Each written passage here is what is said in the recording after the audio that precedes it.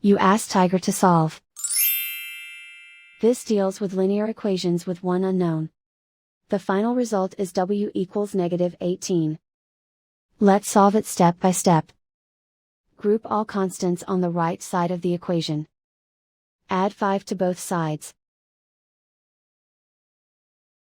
Simplify the arithmetic.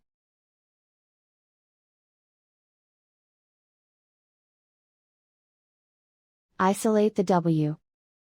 Multiply both sides by 6.